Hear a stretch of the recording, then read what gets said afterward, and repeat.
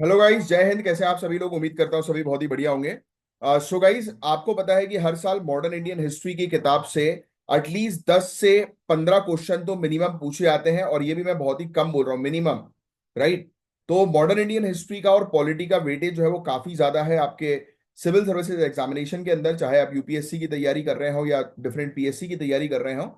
तो modern Indian history आपको पढ़ना बहुत ज्यादा जरूरी है। तो आज इस पर्टिकुलर सेशन में मैं आपको समझाऊंगा कि मॉडर्न इंडियन हिस्ट्री पर अपनी कमांड जो है वो आप कैसे बनाएंगे। तो देखो, सबसे पहली चीज तो काफी इंपॉर्टेंट सब्जेक्ट है ये यूपीएससी सिविल सर्विसेज की। अगर हम बात करें, हर साल मल्टीपल क्वेश्चन जो है वो प्रीलिम्स में, मेंस में जो है वो पूछे जाते हैं। तो आपको इस पर्टिकुलर सब्जेक्ट पर एक अच्छी कमांड डेवलप करना बहुत जरूरी है। काफी सारे लोगों को लगता है कि मॉडर्न इंडियन हिस्ट्री जो है वो काफी बोरिंग है। देखो, आपको पढ़ना जो है वो उसको इंटरेस्टिंग तरीके से, तब जाकर आपको चीजें समझ में आएंगी। तो अगर मैं हिस्ट्री की बात करूं, एनसीईआरटी के हिस्ट्री की, तो आप हमारे YouTube channel Kamalaksha Jha official पर जाकर हिस्ट्री के प्लेलिस्ट जो है वो देख सकते हैं। प्लेलिस्ट देखेंगे तो आपको एनसीईआरटी की प्लेलिस्ट मिल जाएगी, जिसमें हमने 6, 7, 8 क्लास की एनसीईआरटी कवर कर रखी है। तो आप वहां से एक अप्रोच जो है वो ले सकते हैं कि आपको किस तरीके से पढ़ना है उन क्लासेस के थ्रू। अब मैं आपको बताऊंगा कि मॉडर्न इंडियन हिस्ट्री के अंदर आपके सिलेबस को आपको ध्यान से देखना। आपके सिलेबस में क्लियरली मेंशन्ड है कि 1700 से लेकर 1747 के पीरियड पर जो है वो आपको फोकस करना है। ये बहुत ही क्लियरली जो है वो सिलेबस में जो है वो मेंशन्ड है। राइट। आप उठा लें यूपीएससी का या स्टेट पीएससी का, तो उसमें ये क्लियरली लिखा है, ये वाला एक टाइमलाइन है ना। अब आपको इसमें ध्यान में रखना है कि ब्रिटिशर्स ने किस प्रकार से कब्जा किया, इंडिया के अंदर एक्सपेंड कैसे किया, ब्रिटिश रूल के समय पर भारत के अंदर जो है वो किस प्रकार का इकोनॉमिक, सोशल और पॉलिटिकल इंपैक्ट रहा है। राइट। ब्रिटिश रूल का भारत के अंदर है ना, कि ब्रिटिश रूल के कारण हमारी इकोनॉमिक पॉलिसी या हमारी अर्थव्यवस्था कैसी रही है। राइट। हमारे देश की समाज के अंदर किस प्रकार के चेंजेस आए हैं ब्रिटिश रूल के दौरान, है ना। पॉलिटिकल वाइज जो है वो किस प्रकार के चेंजेस आए, कौन सा स्ट्रक्चर डेवलप हुआ। जैसे आपको बताया कि सुप्रीम कोर्ट जो है वो बनाई गई थी। कोई मुझे बता सकता है कमेंट बॉक्स में लिखकर, किसी ने पढ़ा है तो? मेरे एक्चुअली रेगुलर स्टूडेंट्स, उन्होंने तो पढ़ा ही होगा। अगर आप लोग ये वीडियो जो है वो देख रहे हो, तो कमेंट बॉक्स में लिखकर बता सकते हो कि पहली बार सुप्रीम कोर्ट जो है वो कहां पर स्टैब्लिश हुई थी, और कौन से ईयर में स्टैब्लिश हुई थी, और कौन से एक्ट के थ्रू स्टैब्लिश हुई थी।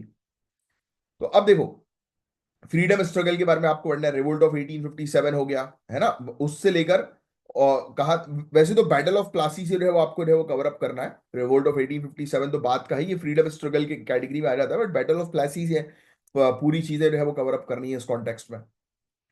अब कई बार लोगों को पता नहीं होता कि मॉडर्न इंडियन हिस्ट्री कहाँ से शुरू हो रही। तो आपको सिंपली ध्यान में रखना है कि औरंगजेब की डेथ के बाद से मॉडर्न इंडियन हिस्ट्री जो है वो शुरू हो जाती है। अब आगे की बात करें तो आपको कौन सी किताबें जो है वो पढ़ना जो है वो जरूरी है। तो आपको अगर खुद से जो है वो पढ़ रहे हो आप, तो आप एनसीईआरटी से बेस्ट किताबें कुछ और है नहीं, चाहे बेसिक हो या एडवांस वर्जन हो। राइट। तो मैं आपको बता दूं, एनसीईआरटी पूरी जो है वो निपटा दो, यानी कि 6 से लेकर 12th क्लास तक की, अपने बेस को जो है वो इंप्रूव करने के लिए। और बिपिन चंद्रा की वैसे तो एक ओल्ड एनसीईआरटी जो है वो आती है, और उससे रिलेटेड मैं आपको जो है वो दिखा देता हूं। देखो, ये मॉडर्न इंडियन हिस्ट्री की ये वाली जो है वो किताब है। ये किताब जो है वो, इसका मैं पहला वाला पेज जो है वो आपको दिखा देता हूँ, जिससे कि आपको एक आइडिया जो है वो रहे। ये देखिए, आप आपको शायद दिख रहा होगा स्क्रीन पे। तो ये बिपिन चंद्रा की मॉडर्न इंडियन हिस्ट्री की 12th क्लास की किताब है। राइट। तो ये वाली किताब अगर आपको मार्केट में मिल जाए, या फिर इसकी फोटोकॉपी वगैरह मिल जाए, तो आप ये किताब जो है वो ले सकते हो, और अपने पास जो है वो इस किताब को पढ़ सकते हो बहुत अच्छे से। और दूसरा ऑप्शन थोड़ी देर में आपको जो है वो मैं बता दूंगा कि आपको जो है वो कैसे मैं हेल्प करूंगा आपकी ये पूरी चीजें कवर अप कराने में, जिसमें कि बहुत कम समय में आपकी पूरी चीजें कवर अप हो जाएंगी। तो इसमें जैसे कि आप जो है वो देखेंगे, तो इसमें काफी सारे चैप्टर्स हैं, जिसके बारे में टोटल 14 चैप्टर्स है इसके अंदर, जहां तक मुझे आइडिया है। 13 चैप्टर इसमें बता रहा है, 13 चैप्टर, स्ट्रगल फॉर स्वराज। हाँ, 13 चैप्टर इसके अंदर है। तो चैप्टर वाइज कैसे चीजें हम लोग जो है वो कवर अप करें, और वो भी सिविल सर्विसेज के पॉइंट ऑफ व्यू से, जो चीज इंपॉर्टेंट है वो पूरी चीज इस लेक्चर के एंड तक मैं आपको बता दूंगा, स्पेशली इस किताब की, क्योंकि ये किताब से रिलेटेड बहुत क्वेश्चन आते हैं, और इसमें कौन से टॉपिक्स इंपॉर्टेंट है जो आपको कवर अप करना है, वो भी मैं आपको इस सेशन के दौरान बताऊंगा। तो आपको बिल्कुल टेंशन लेने की जरूरत नहीं है। और जिन लोगों ने लेक्चर को लाइक नहीं किया, लाइक का बटन जरूर हिट करो, और चैनल को सब्सक्राइब जरूर कर लो गाइस। अब इसके अलावा अगर एडवांस में जाते हैं, तो एडवांस में वैसे तो स्पेक्ट्रम जो है ये बेसिकली प्रीलिम्स के पॉइंट ऑफ व्यू से ठीक ठाक है, या आप वनडे एग्जामिनेशन की तैयारी कर रहे हो तो ठीक ठाक है। बट मेरा मानना जो है कि आप डेप्थ अंडरस्टैंडिंग के लिए शेखर बंदोपाध्याय ले सकते हो, या फिर आप मेरी बात मानो तो एक और जो है वो किताब आती है जिसका नाम है तो देखो ये तो होती है, ये स्पेक्ट्रम वाली जो है वो किताब है, इतनी मोटी सी ये जो है वो किताब है। तो ये, हालांकि बताइए ये जब तक आपके बेस और कॉन्सेप्ट क्लियर नहीं होंगे, इतनी मोटी किताब को पढ़ने का कोई सेंस नहीं है, क्योंकि क्लैरिटी आपको नहीं मिलेगी। सबसे अच्छी किताब जो मुझे पर्सनली जो है वो लगती है, वो ये देखो, ये वाली किताब है। राइट, ये इंग्लिश में ऐसी है और ये हिंदी में ऐसी है, मेरे पास दोनों इसके वर्जन है। और वैसे तो मॉडर्न इंडियन हिस्ट्री हिंदी में पढ़ने में बहुत मजा आता है। राइट, तो ये किताब काफी अच्छी है। इस किताब का BL ग्रोवर की किताब है, new look at modern Indian history. New look at modern Indian history, ये BL ग्रोवर की किताब है, चाहो तो लिख सकते हो। ये इस किताब से जो आप पढ़ोगे तो आपको बहुत अच्छी अंडरस्टैंडिंग जो है वो क्रिएट होगी। बट ये बाद में, पहले आप अपनी NCERT जो है वो कवर अप करो, क्योंकि ये ज्यादा मेंस के परस्पेक्टिव से इंपॉर्टेंट है। राइट, फिर बहुत इंपॉर्टेंट जो होता है वो है यूपीएससी के प्रीवियस ईयर के 10 साल के क्वेश्चन की आपको एनालिसिस करनी। जब से आप तैयारी कर रहे हो तब से 10 साल के एनालिसिस आप कर लोगे तो आपको बहुत बढ़िया हो जाएगा। अब लोगों को ये लगता है कि यार लंबे समय तक कैसे याद रखें चीजों को।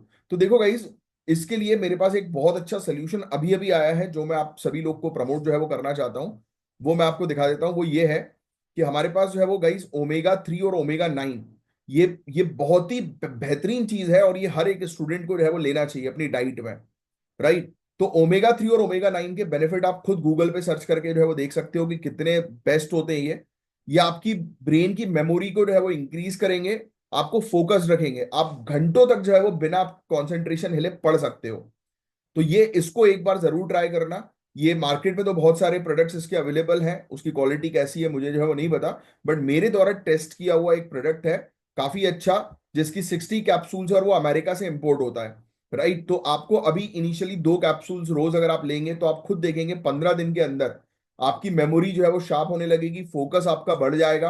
राइट, आपका स्ट्रेस रिड्यूस होगा, आपकी पढ़ाई लर्निंग जो है वो और बेहतर होगी। तो आप ये प्रोडक्ट जो है वो जरूर मंगाएं। इसकी कॉस्ट भी जो है अप्रोक्सीमेटली ₹3000 के आसपास होती है, जिसमें 60 कैप्सूल्स अवेलेबल होती हैं। तो एटलीस्ट 2 महीने ही आप मतलब सुबह शाम खाएं। और फिर उसके बाद अगर आप एक भी खाते हो रोज तो भी आपको बहुत बेनिफिट जो है वो मिलेगा। तो ये चीज लो। जैसे कि जिम में जो लोग जाते हैं तो वो अपनी बॉडी बनाते हैं ना, प्रोटीन वगैरह इंटेक करते हैं, वैसे ही अगर आपको अपने ब्रेन को स्ट्रांग करना है तो थोड़ा सा आपको ब्रेन को भी न्यूट्रिएंट देना जरूरी है। जो सबसे बेस्ट है ओमेगा 3 और ओमेगा 9। आप बाहर से अगर लेने की जो है वो कोशिश करोगे तो हो सकता है कि सही प्रोडक्ट आपको मिले ना। और ये बिल्कुल नेचुरल है, इसके कोई साइड इफेक्ट जो है वो नहीं है, और अमेरिका से इंपोर्ट हुआ हुआ ये प्रोडक्ट है, तो वो आपको काफी अच्छा बेनिफिट देगा और इसके रिजल्ट 100% है। चलो एनीवेज, तो मैं अभी आपको क्या बताता था, ये इस तरीके की स्ट्रेटेजीज आप अपनाओ, थोड़ा अपनी डाइट वगैरह अच्छी रखो, एक्सरसाइज करो, जिससे कि आप फोकस के साथ पढ़ सको, क्योंकि मेन प्रॉब्लम लोगों को मेमोरी याद रखने में आती है। तो उसका मैंने आपको एक सोल्यूशन दे दिया है। तो मैंने बुक्स के बारे में आपको बता दिया, मैंने आपको बता दिया कि किस तरीके किन चीजों पर अप्रोच करनी है आपको। अब देखो क्या होता है, जैसे कि आपको एक टाइमलाइन भी मैंने आप लोग के लिए दे दी कि 1700 से लेकर 1757 का 1857 का जो पीरियड था, जिसमें ब्रिटिश ने एक्सपेंड किया, मुगल एम्पायर डिक्लाइन हुआ, बैटल ऑफ प्लासी हुआ, बैटल ऑफ बक्सर हुआ। ये पूरी चीजें, ये जितने भी इवेंट्स है ना, रिवोल्ट ऑफ 1857 किस कारण हुआ है ना, इंडियन नेशनल कांग्रेस का फॉर्मेशन हुआ। तो ये पूरी चीज है, अर्ली फेज में किस प्रकार से थी Indian National Congress, radical moderates में कैसे डिवीजन हम लोग को जो है वो देखने को मिला। तो ये सब चीजें आपको थोड़ी सी समझ में आएंगी जब आप चीजों को पढ़ोगे। और डोंट वरी, मैं हूं आपके साथ, तो मैं आपको चीजों की ये सब चीजें कवर अप जो है वो कराऊंगा। फिर Swadeshi movement, boycott movement, home rule movement, Gandhi movement, non cooperation, civil disobedience, quit India, फिर गवर्नमेंट ऑफ इंडिया एक्ट्स आए, माउंट बेटन प्लान आया, इंडिया का पार्टीशन हुआ। तो ये सब चीजें जो है वो आपको कवर अप करनी है। फिर आंसर राइटिंग स्ट्रेटेजी आपकी जो है वो किस तरीके की होनी चाहिए मैं आपको बताता हूँ। देखो, आपको बेसिकली फोकस करना है एनालिसिस के ऊपर, क्योंकि क्वेश्चन है वो इस प्रकार से बन सकता है कि कोलोनाइजेशन का आज की डेट में किस प्रकार से इंपैक्ट नजर आ रहा है सोसाइटी के अंदर, इकोनॉमी के अंदर या पॉलिटी के अंदर। तो ऐसे क्वेश्चंस बन सकते हैं। तो उसके लिए आपको फोकस सिर्फ हिस्ट्री का मतलब ये नहीं कि आपको फैक्ट्स याद करने हैं, हिस्ट्री का मतलब ये है कि वो घटना घटी तो उसके पीछे का कारण क्या था, वो चीज आपको समझना जरूरी है। और वो मैं आपकी अंडरस्टैंडिंग बहुत अच्छे से डेवलप करवाऊंगा, आपको टेंशन लेने की जरूरत नहीं है। और आपका आंसर बहुत प्रॉपर होना चाहिए कि आप इंट्रोडक्शन लिखें, बॉडी लिखें, फिर कंक्लूजन लिखें। तो इसकी आप प्रैक्टिस करना शुरू करो। आपका एक अच्छा आंसर जो होता है उसमें मिक्सचर होता है फैक्ट्स का और कंसेप्ट्स का। तो ट्राई करो डेट्स इंक्लूड करने की, कमेटी इंक्लूड करने की, कानून इंक्लूड करने की, इंपॉर्टेंट लीडर्स के नाम लिखना शुरू करो। राइट, कई फ्लो चार्ट का इस्तेमाल करो, डायग्राम का इस्तेमाल करो, है ना, जैसे नेशनल मूवमेंट्स की टाइमलाइन मेंशन कर दो बुलेट पॉइंट्स में। प्रीवियस ईयर क्वेश्चन पेपर को आपको रेफर करना है, प्रैक्टिस करना शुरू करो 150 से 250 वर्ड्स में आंसर लिखने की, क्योंकि प्रैक्टिस करोगे तभी आपको इसका सबसे अच्छा रिजल्ट और बेनिफिट मिलेगा। तो 10 साल के यूपीएससी के क्वेश्चन पेपर तो मैंने आपको ऑलरेडी बोल ही दिए कि आपको सॉल्व करना है। फिर रिवीजन की स्ट्रेटेजी में आपको बता दूं कि आपको रिवाइज जो है वो कैसे करनी है चीजों को। तो देखो, फर्स्ट रीडिंग एनसीईआरटी रीड करो, स्पेक्ट्रम को थोरोली रीड करो। अब देखो, स्पेक्ट्रम रीड करो या बिपिन चंद्रा रीड करो, एक बार जो है वो आपको थोरोली अच्छे से पूरी चीजों को रीड करना है। फिर क्या करना है, उसके प्रॉपर नोट्स बनाने। और आप अगर मुझसे जुड़ रहे हो तो आपको नोट्स बनाने की जरूरत नहीं, क्योंकि ये नोट्स मैं आपको प्रोवाइड जो है वो करवा के देता हूँ। सिर्फ आपको उसको प्रिंट आउट करा के अपने पास रखकर रीड करना होता है। फिर आपने एक बार नॉर्मल वाले किताब पढ़ ली, फिर दूसरी बार नोट्स बना लिए, फिर तीसरी बार जो है वो आपने रिवाइज किया नोट्स को अपने, और सॉल्व किए प्रीवियस ईयर के क्वेश्चन पेपर। और फाइनल रिवीजन में आप इंपॉर्टेंट कानून, मूवमेंट, पर्सनालिटीज को समझोगे, क्योंकि बाकी की चीज आपके कॉन्सेप्ट ऑलरेडी क्लियर हो चुके होंगे फर्स्ट सेकंड थर्ड के अंदर बहुत अच्छे से। तो 4 बार आपको पढ़ना है।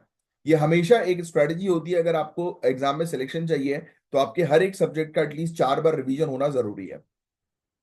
तो अब क्या करो, आप एनसीईआरटी से शुरू करो, जिसके लिए आप हमारी प्लेलिस्ट जो है वो रेफर कर सकते हो। फिर उसके बाद जो है फिर आप या तो एडवांस बुक में चले जाओ, स्पेक्ट्रम में चले जाओ, या फिर बिपिन चंद्रा में चले जाओ। फिर टाइमलाइन अप्रोच जो है वो फॉलो करो आप। इवेंट्स को जो है वो लिंक करो कि ये इवेंट किस कारण हुआ था, क्या कारण था इसके पीछे, उसके परिणाम क्या निकले। तो इस तरीके से अपने दिमाग को जो है वो सोचने पर मजबूर करो। एनालाइज करो प्रीवियस ईयर के क्वेश्चन पेपर, यूपीएससी किस टाइप के क्वेश्चंस को रिपीट कर रही है, उसका पैटर्न। ये सब चीजें समझने की कोशिश करो। तो modern India is not just about memorisation, कि आपको सिर्फ चीजों को दिमाग में नहीं रखना है, बल्कि आपको ये समझना है कि इंडिया का जो पास्ट है उसने किस प्रकार से प्रेजेंट को जो है वो बनाया है। तो कंसिस्टेंट रहो, प्रैक्टिस करो बहुत अच्छे से, और आपको सक्सेस जो है वो मिलेगी। अब मैं आता हूं इस चीज पर कि हम अभी जो सीरीज अपनी कंटिन्यू कर रहे हैं, मतलब एनसीईआरटी की, उसमें एक चीज और मैं ऐड करवा रहा हूँ, बट इसकी प्लेलिस्ट जो है वो अलग से बनेगी। ये बिपिन चंद्रा की प्लेलिस्ट जो है वो हम अलग से जो है वो तैयार करेंगे, जिसमें ये देखो, ये बिपिन चंद्रा के, यानी कि ये वाली जो मॉडर्न इंडियन हिस्ट्री है जो मैंने अभी आपको बताई, इसके पूरे ये चैप्टर जो है वो यहाँ पर दिए हुए हैं। अच्छा, एक चैप्टर जो है वो लेटेस्ट में और ऐड जो है उन्होंने कर दिया, स्ट्रगल फॉर स्वराज। इसमें स्ट्रगल फॉर स्वराज का ही था, और मेरी कॉपी में, हाँ, स्ट्रगल फॉर स्वराज के दो हैं, एक 1919 से लेकर 1927 तक का है, और एक 1927 से लेकर 1947 तक का है। फिर लास्ट में हमने एक एक्स्ट्रा कर दिया कि अचीवमेंट ऑफ इंडिपेंडेंस, इंडिपेंडेंस के अचीवमेंट्स। तो ऐसे करके पूरे ये चैप्टर्स जितने भी आपको जो है वो दिखाई दे रहे हैं, ये एक एक करके चैप्टर्स जो है वो कवर अप जो है वो किए जाएंगे इसी चैनल पर। तो आप इस चैनल को जो है वो जरूर सब्सक्राइब कर ले, अगर अभी तक आपने सब्सक्राइब नहीं किया है। और मैं आपको बता दूं, इस पे मेन देखो हमने लिखा हुआ है कि हम इस पे मेन फोकस करना है चैप्टर 2 के ऊपर, चैप्टर 6 के ऊपर, चैप्टर 8 के ऊपर, और चैप्टर 10 से लेकर 14 के ऊपर, क्योंकि ये इन चैप्टर से रिलेटेड क्वेश्चंस बहुत ज्यादा बनते हैं, बट हम हर एक चैप्टर पर प्रॉपर फोकस करेंगे। फिर मैं अब आपको बता देता हूँ कि मॉडर्न इंडियन हिस्ट्री के टॉपिक्स, यानी कि अगर आपको क्विकली यूपीएससी के प्रीलिम्स पास में है, तो ये सब टॉपिक्स जो है वो आपको रिवाइज करने हैं। Cabinet mission plan, permanent settlement versus Ryotwari system, non cooperation movement, Mountbatten plan, partition of India, Gandhi का पहला सत्याग्रह, चंपारण, है ना। उसके अलावा Swadeshi movement, civil disobedience movement, revolt of 1857 के कारण क्या है, उसका इंपैक्ट क्या है, इंडियन नेशनल कांग्रेस का formation, Cripps mission, quit India movement, Simon commission और Nehru report, first round table conference, और होम रूल मूवमेंट। ये चीजें आपको जो है वो ध्यान में रखनी है, क्योंकि इससे रिलेटेड जो है वो क्वेश्चंस आपसे पूछे जाएंगे। राइट, तो ये मैंने आपको बता तो दिया, हर चीज डबल डबल मेरे ख्याल से पेज जो है वो रिपीट हो गया। एनीवेज, तो ये मुझे आपको एक जानकारी देनी थी, और आप हमारे चैनल से जैसे जुड़े रहिए, क्योंकि हम इस चैनल पर आपको जो है वो प्रोवाइड कराएंगे ये पूरे चैप्टर्स। राइट, ये पूरे चैप्टर्स भी, और ऑलरेडी जो है वो चीजें कवर अप हो चुकी हैं, लक्ष्मीकांत की पॉलिटी की ऑलरेडी सीरीज चल रही है। तो ये मुझे एक और इम्पॉर्टेंट इन्फॉर्मेशन आपको प्रोवाइड करानी थी। इन्फॉर्मेशन अच्छी लगी हो तो लाइक का बटन जरूर हिट करिएगा, चैनल को सब्सक्राइब करिएगा। जय हिंद। और आप कौन से अटेम्प्ट देने वाले हैं, यूपीएससी 2025, 2026, या पीएससी 25, 26, 27, जो भी, तो आप नीचे कमेंट बॉक्स पर जो है वो उसकी मतलब लिख कर जो है वो चाहिएगा कि कौन सा कौन से ईयर में जो है वो आप दे रहे हैं, कौन सा एग्जामिनेशन। चलो, जय हिंद।